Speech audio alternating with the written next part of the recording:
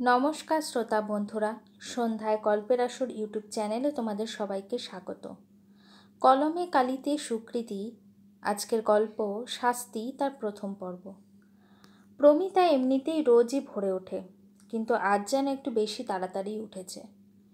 আসলে সারা রাতই প্রায় জেগেছিল, মাথাটা নানান চিন্তার ভিড়ে ভারী হয়ে আছে। সংসার ছেলে সব নিয়ে জেরবার হয়ে যাচ্ছে সে। কখনো কখনো মনে হয় কোথাও হারিয়ে যেতে পারলে ভালো হতো, কিন্তু ছেলেটার মুখ চেয়ে আটকে যায়। সাধে কি বলে, সন্তান বড় জ্বালা, কিছুতেই যায় না ফেলা। চোখে মুখে জল দিয়ে রান্নাঘরে এলো, উনুনটায় জাল দিয়ে একটুখানি চা বসালো। মাথাটা কেমন যেন ঝিমঝিম করছে। চাটা হয়ে গেলে হ্যান্ডেল ভাঙা কাপটা নিয়ে বিছানায় গিয়ে বসলো। ছেলেটাও ওপাশ ঘুরে এখনো অঘরে ঘুমোচ্ছে। বিয়ের পর প্রমিতা সব অভাবকে মানিয়ে নিয়েছিল, কোনোদিন কোনো কিছুর জন্য অভিযোগ করেনি। স্বামী দিনেশের রোজগারে টান পড়লে কখনো একবেলা ভাত খেয়ে থেকেছে, তো কখনো জলমুড়ি। তবু মনে মনে সবসময় শান্তি থাকতো, এই ভেবে যে তাদের জীবনে সুখ না থাকলেও স্বস্তি থাকবে সবসময়। বিয়ের ঠিক 3 বছরের মাথায় ছেলে এলো, দায়িত্ব বাড়ল প্রমিতার। দিনেশ ততদিনে অসৎ সঙ্গে পড়েছে, যেটুকু আয় করে সেটা মদ জুয়াতেই খরচা করে আসে। শেষে বাড়িতে এসে শুরু হয় বউয়ের ওপর চোটপাট। বেশ কয়েক মাস এভাবেই চলল। বাদ ভাঙল প্রমিতার। কাজ খুঁজতে বেরোলো সে। পড়াশোনার ইতি ক্লাস 10এই হয়েছে, তাও মাধ্যমিকের সবকটা পরীক্ষা দেওয়া হয়নি। অতএব ঘর গেরস্থের কাজই খুঁজে নিতে হবে। দুটো বাড়িতে বাসন ধোয়া কাপড় কাচার কাজ জুটল। জীবনে প্রথমবার বাইরে এসে কাজ করা বড্ড অসুবিধা হতো প্রমিতার। বাবার মুদিখানার দোকান ছিল, বিশাল আয় না থাকলেও 5 জনের সংসার ভালোই চলে যেত। বড়দা কলেজ পাশ করে তামিলনাড়ুতে চলে গেল শ্রমিকের কাজ করতে। ছোটদা তখন উচ্চ মাধ্যমিক দেবে। স্কুল পাশ করে কলেজে আর ভর্তি হলো না সে, বাবার সাথে দোকানে বসলো। ব্যবসার জিনিস আনতে গিয়ে দিনেশের দাদা পরশের সাথে যোগাযোগ হলো ছোটদার। সেখান থেকেই পরিচয় হয়ে ওর বিয়ে। দাদা বলেছিল ঘর ভালো, ছেলেটাও ভালো, তাই বাবা মা আপত্তি করেননি। বিয়ে হলো ছোটোখাটো অনুষ্ঠান করে। বড়দা ততদিনে বাইরেই বিয়ে সেরেছে। বোনের বিয়েতে সশরীরে না এলেও দায়িত্বস্বরূপ কিছুটা টাকা বাবাকে মানি অর্ডার করে দিয়েছিল। বাকি খরচটা এদিক ওদিক করে ধার দেনা করে জোগাড় হয়ে গিয়েছিল। মেয়েকে একজোড়া দুল আর জামাইকে সোনার আংটি দিয়েছিল প্রমিতার বাবা। বিয়ে হয়ে প্রমিতা নতুন সংসারে এলো। ভরা শ্বশুরবাড়ি। শ্বশুর নেই, তবে পক্ষাঘাতে শয্যাশায়ী শাশুড়ি আছেন, এছাড়া ভাসুর, যা তাদের 2 ছেলে ছিল। দিনেশ একটা কারখানার মজুরির কাজ করত। বৎসঙ্গ তখনও জোটেনি, তাই যেটুকু পেতে তাতেই দিব্যি চলত। বিয়ের কয়েক মাসের মধ্যেই শাশুড়ি চলে গেল। শাশুড়ি চলে যাওয়ার পর জায়ের সংসারের খরচ দিতে অনীহা দেখা দিল। ভাসুরেরও তাতে সম্মতি ছিল, কাজেই হাড়ি আলাদা হতেও দেরি হলো না। সংসার আলাদা হতে দিনেশ যেন সাপের 5 পা দেখল। অর্ধেক দিন বাড়ি আসারই নাম নেই। যেদিন আসে সেদিন একেবারে নেশায় টইটম্বুর থাকে। প্রমিতা শুরুতে অশান্তি করত, চিৎকার চেঁচামেচি হতো স্বামী স্ত্রীতে। দিনেশ হাত তোলা শুরু করলো। পাড়ার মহিলারা বেশ কয়েকবার এসে মধ্যস্থতা করলেও সমস্যার সমাধান হয়নি তেমনভাবে।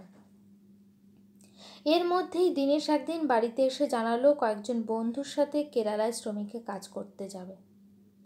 প্রমিতা প্রথমে আপত্তি করলেও পরে ভেবে দেখল দিনেশের যাওয়াই ভালো। সংসারে 2 টাকা বেশি এলে ছেলেটার ভবিষ্যৎ যেমন ভালো হবে, তেমনি বকে যাওয়া বন্ধুদের থেকে দূরেও রাখা যাবে স্বামীকে। কিন্তু প্রমিতা জানত না, ছেলের ভবিষ্যৎ ভালো হওয়া তো দূরের কথা, দিনেশ তাদের সবার জীবনটাকেই অন্ধকারে ঠেলে দিতে যাচ্ছে। দিনেশ কেরালার উদ্দেশ্যে পাড়ি দিল। প্রমিতা স্টেশনে ছাড়তে যেতে পারেনি। রায়বৌদির বাড়িতে সেদিন থেকেই ও রান্নার কাজে ঢুকেছিল। তারপর ভিন রাজ্যে পৌঁছেই দিনেশের পরিবর্তন ছিল চোখে পড়ার মতো। ফোন করলে একটিবারও ঝাঁঝালো গলায় কথা বলেনি বউয়ের সাথে। ছেলেকে বড্ড আদর দিয়ে কথা বলতো। বেশ কিছু মাস নিয়ম করে টাকাও পাঠালো বাড়িতে।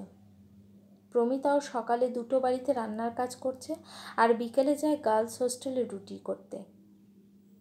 বহু চেষ্টার পর সংসারে স্ত্রী ফেরাতে আজ সক্ষম প্রমিতা। এরপর আরও বেশ কয়েক মাস বাদে একদিন সকালে প্রমিতা ছেলেকে প্রাথমিক স্কুলটায় দিয়ে রায় বৌদির বাড়িতে কাজে গেছে। এমন সময় ফোনটা বেজে উঠল। ওপার থেকে স্থানীয় ভাষায় একজন লোক গম্ভীর গলায় যেন কিছু বলে যাচ্ছে।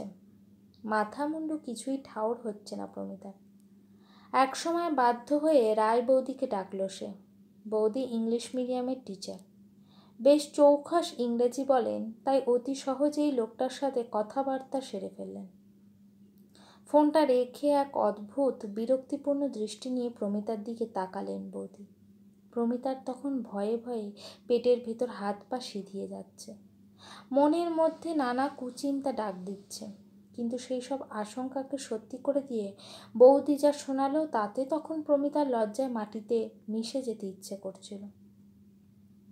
যে বৎসঙ্গ ছাড়াতে দিনেশের বাইরে কাজ করতে যাওয়াকে প্রমিতা সমর্থন করেছিল, সেই সঙ্গ তার স্বামী কোনো দিনই ছাড়েনি, উল্টে তাদের সঙ্গেই বাড়ি ছেড়েছিল। কেরালায় গিয়ে একটা নির্মীয়মান ফ্ল্যাটে মজুরির কাজে ওরা লেগে পড়ে। গত পরশু পৌনে 10টার সময় দিনেশ তার বন্ধুদের সাথে বসে ওই নির্মীয়মান ফ্ল্যাটেই মদ্যপানে মত্ত ছিল। মাতার অবস্থায় তারা 16 বছর বয়সী টিউশন ফেরত একটি মেয়েকে রাস্তা থেকে তুলে এনে ধর্ষণ করে। মেয়েটিকে নার্সিংহোমে ভর্তি করা হয়েছে। অবস্থা আশঙ্কাজনক। পুলিশ দিনেশ সহ 3 জনকে গ্রেফতার করেছে। আব্দুল নামে একজন এখনও পলাতক। রায়বৌদি ভীষণ ক্ষুণ্ণ হয়েছে এমন একটি ঘটনায়। কোনো কথাকে আমল না দিয়ে উনি সেদিনই প্রমিতাকে জবাব দিলেন, পাওনা গণ্ডা যা ছিল তার সামান্য কিছু দিয়ে বাকিটা পরে নিয়ে যেতে বললেন। প্রমিতা চোখের জল মুছতে মুছতে বেরিয়ে এলো রায়দের দোতলা বাড়ি থেকে। পাড়ার মুখে ঢুকতেই দেখলো একদল কৌতূহলী চোখ তাকে সমানে দেখছে। ফিসফিসানিও চলছে তাদের মধ্যে। প্রমিতা বেশ বুঝতে পারছে এরা এতক্ষণে দিনেশের কাণ্ড কারখানা সবাই জেনে গেছে। কোনো রকমে দ্রুত পা চালিয়ে বাড়িতে ঢুকেছিল। ছেলে তখন পাশের বাড়ির সন্ধ্যা বৌদির কাছে ছিল। ওদের বাড়ির বাচ্চাটাও প্রমিতার ছেলের সাথেই পড়ে। উনুনে ভাত বসিয়ে ছেলেকে আনতে গিয়ে সন্ধ্যা বৌদির মুখে প্রমিতা শুনেছিল সোশ্যাল মিডিয়ায় দিনেশের সমস্ত কীর্তিকলাপ ছড়িয়ে পড়েছে। নিউজ চ্যানেল, বিভিন্ন ইউটিউবার সবাই ধিক্কার জানাচ্ছে পুরো ঘটনাকে, এমনকি সাপান্তও করছে অপরাধীদের পরিবারকে। প্রমিতার 7 বছরের ছেলেটা হাঁ করে কাকিমার বলা কথাগুলো শুনছিল। প্রমিতার খুব অস্বস্তি হচ্ছিল। বৌদির সামনে দাঁড়িয়ে থাকতে অর্ককে নিয়ে তাড়াতাড়ি চলে এসেছিল সেদিন। মুখে রান্না করে বসে মুখ আঁচল চাপা দিয়ে যখন ফুপিয়ে ফুপিয়ে কাঁদছিল, প্রমিতা তখন ছেলেটা পিছন থেকে এসে জড়িয়ে ধরে বলেছিল, ধর্ষণ কাকে বলে মা? বাবা কি কিছু খারাপ করেছে? প্রমিতা বলল, তুই এসব কি করে জানলি? অর্ক বলল, বারে জেঠিমা যখন বলছিল তোমাকে তখনই তো শুনলাম। প্রমিতা বলল, ধর্ষণ মানে একটা মেয়েকে অত্যাচার করা, তাকে অসম্মান করা। অর্ক বলল, তাহলে তো সেটা খারাপ মা। প্রমিতা আর কিছু বলে উঠতে পারেনি সেদিন। আস্তে করে বলে উঠেছিল, পাড়ার দোকান থেকে সেদিন আর ডিম আনতে ইচ্ছে হয়নি প্রমিতার। ট্যাবরানো স্টিলের থালাটায় সবজিপাতি আর ভাত দিয়ে ছেলেকে খেতে দিয়েছিল, নিজে কিচ্ছু খায়নি। দেওয়ালের কোণে বিয়ের পরপরই স্বামী স্ত্রী দুজনের মেলায় তোলা ছবিটা টাঙানো আছে। সেটা সামনে গিয়ে হাউ হাউ করে কাঁদতে কাঁদতে প্রমিতা বলেছিল, কেন এমন করলে? আমার কাছ থেকে তুমি কি পাওনি যার জন্য তোমাকে এত নিচে নামতে হলো?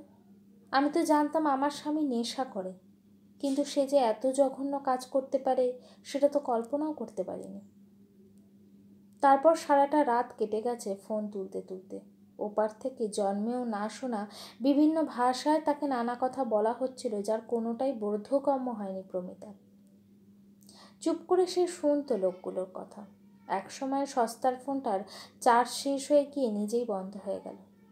হাঁপ ছেড়ে বেঁচেছিল প্রমিতা। কিছুটা ইচ্ছে করেই ফোনটা আরও 2 দিন চার্জে বসায়নি। তার কদিন বাদে একটা নতুন বাড়িতে রান্নার কাজ পেল প্রমিতা। সেখান থেকে কথা বলে বাড়িতে ফিরছিল, গলিতে ঢুকতেই দেখলো 2-3টে ভ্যান দাঁড়িয়ে আছে। আর একটু এগোতেই চোখে পড়ল একদল মানুষ ক্যামেরা মাইক নিয়ে কী সব যেন করছে। কয়েকটা লোক তাদের একচিলতে বাড়িটার ছবি তুলছে। পাড়ার লোক সবাই চারদিক দিয়ে ঘিরে রয়েছে তাদের। কয়েকজন তো কথাও বলছে, বেশ হাত পা নেড়ে চেড়ে। প্রমিতা সামনে আসতেই লোকগুলো ক্যামেরা নিয়ে ছেঁকে ধরেছিল তাকে। একের পর এক প্রশ্ন। সে এই ঘটনা নিয়ে কি ভাবছে, স্বামীকে দোষী ভাবে নাকি নির্দোষ, না আরও বহু কিছু। অর্ক ততক্ষণে মায়ের পেছনে আশ্রয় নিয়েছিল। লোকগুলো তাও নিস্তার দিচ্ছে না তাকে, জোর করে বের করে নিতে চাইছে। প্রমিতা চিৎকার করে বলে উঠেছিল, আমি কিচ্ছু জানি না, ওই রকম একটা লোক আমার স্বামী হতে পারে না। যদি অপরাধ প্রমাণিত হয় আপনারা ওকে শাস্তি দিন, আমার কিছু বলার নেই তাতে। ছেলেকে জড়িয়ে ধরে কান্নায় ভেঙে পড়েছিল প্রমিতা। লোকগুলো ক্যামেরা গুটিয়ে গাড়িতে উঠে চলে যাওয়ার পর বিধ্বস্ত শরীরে বাড়িতে এসে পেটে খিদে নিয়ে শুয়ে পড়েছিল মা ছেলেতে। আরও একবার নতুন করে ভাবতে প্রমিতার কষ্ট হচ্ছিল যে তার স্বামী একটা 16 বছরের মেয়ের ওপর নিজের লালসা মিটিয়েছে।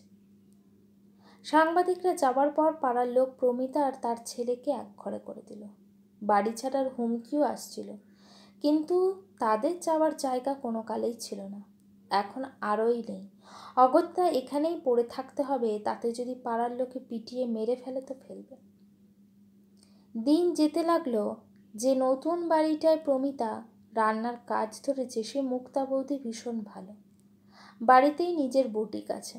স্বামী ক্যান্সারে চলে গেছেন, বহু বছর হলো। ছেলে আর বৌমা বিদেশে থাকে, বছরে একবার করে আসে। মুক্তা বৌদি সব জেনে শুনেই প্রমিতাকে কাজে রেখেছে। অর্ককে বিনা পয়সায় পড়িয়েও দেয়, এছাড়া ভালো মন্দ রান্নাবান্না হলে ওই বাড়িতে খেতে বলে দেয়। প্রমিতা সেদিন ছেলেকে নিয়ে সকালেই ওই বাড়িতে চলে যায়। রাতের রান্নাটা সেরে নিজেদেরটা টিফিন বক্সে নিয়ে চলে আসে। আজ কিন্তু মুক্তা বৌদির বাড়িতে কোনো ভালো মন্দ রান্না হবার কথা নেই। তবু প্রমিতা সকাল সকাল উঠে পড়েছে, কারণ আজ তার স্বামীর সাজা ঘোষণা হবে। এই 6-7 মাসে অপরাধীদের পরিবারের প্রায় প্রত্যেকেই কেরালা গিয়েছে নিজেদের লোককে ছাড়িয়ে আনার জন্য। শুধু যায়নি প্রমিতা। অত দূরের রাজ্যে এতটুকু ছেলেকে নিয়ে যাওয়ার ক্ষমতা বা ইচ্ছে নেই তার। তাছাড়া মেয়েটি মৃত্যুকালীন বয়ানে নিজের ওপর হওয়া অত্যাচারের যা বর্ণনা দিয়ে গিয়েছে, তারপর আর দীনেশকে নিরপরাধ ভাবার কোনো মানেই হয় না। মুক্তা বৌদি বহুবার কেরালায় থাকা তার স্বামীর সূত্রে পরিচিত এক উকিলকে ঠিক করে দিতে চেয়েছিল। রাজি হয়নি প্রমিতা। ওর বক্তব্য, অপরাধ করতে যখন বুক কাঁপেনি তখন সাজা পেতে ক্ষতি কি? অপরাধীর হয়ে কথা বলা মানেও তো নিজের অপরাধী হয়ে যাওয়া। তাছাড়া একটা মেয়ে হয়ে আরেকটা মেয়েকে যদি সুবিচার পাইয়ে দিতে নাই পারি, তবে আর এই জীবনে কি করলাম? তাই আদালত যা ঠিক করবে সেটাই হবে। প্রতিবেশীরা প্রথমে উল্টো কথা বললেও পরে তারাই আবার বলেছিল স্বামীর হয়ে লড়তে। পুরুষ মানুষের ওটুকু দোষ নাকি মেনে নেওয়াই যায়। ওদের কথা শুনে অবাক লেগেছিল সেদিন প্রমিতার। নিউজ চ্যানেলে কত বড় বড় কথা বলে, এখন ওদেরই কেউ কেউ দীনেশের পক্ষে কথা বলছে। একটা অকালে ঝরে যাওয়া মেয়ের কথা কেউ ভাবছে না, ভাবতে চাইছেও না। তবে প্রমিতা নিজের সিদ্ধান্তে অটল ছিল। স্বামীকে ছাড়ানোর কোনো ব্যবস্থাই সে করেনি, এমনকি আজ সাজা ঘোষণা পরেও করবে না। আর বসে থাকলে চলবে না। ভোরের আলো বহুক্ষণ ফুটছে। অর্ককে আজ আর স্কুলে পাঠিয়ে লাভ নেই, সেখানেও ছেলেটাকে এতদিনে অনেক টিপ্পনি শুনতে হয়েছে। শিক্ষক, অভিভাবক, বন্ধু বান্ধব কেউ ছেড়ে কথা বলেনি। ছোট বলে রেয়াত করেনি।